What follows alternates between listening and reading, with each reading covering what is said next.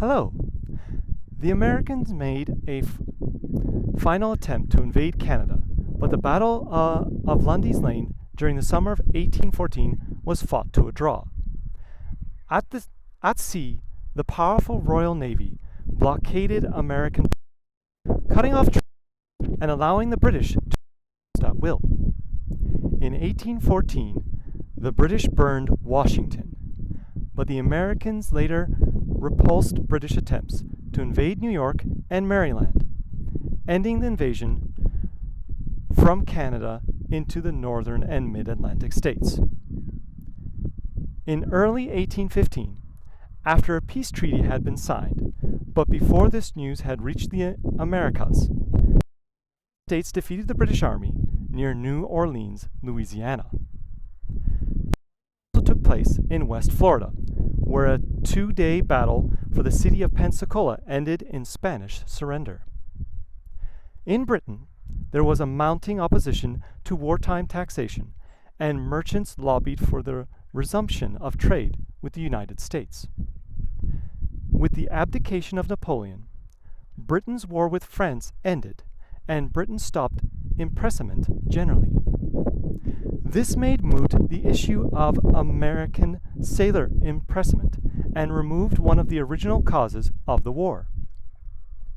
The British then increased the strength of their blockade of the United States coast, which had a crippling effect on the American economy. Peace negotiations began in August 1814, and the Treaty of Ghent was signed on December 24th, 1814. News of the peace from the United States in February 1815, about the same time as news of the victory at New Orleans.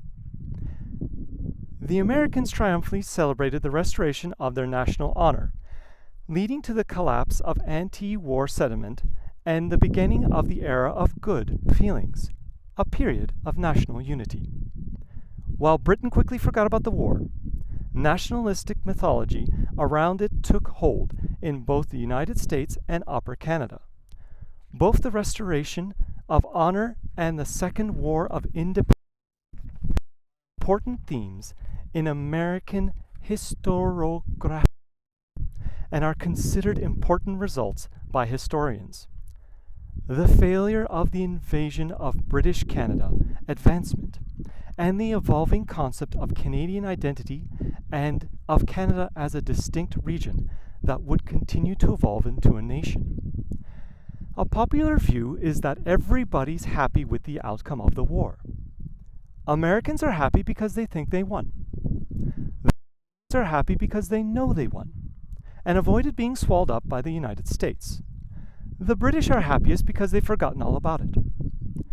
The treaty was unanimously ratified by the United States Senate on February 17, 1815, ending the war with no boundary changes, except for the disposition of some islands in Passamaquoddy Bay, an issue that was resolved after the war.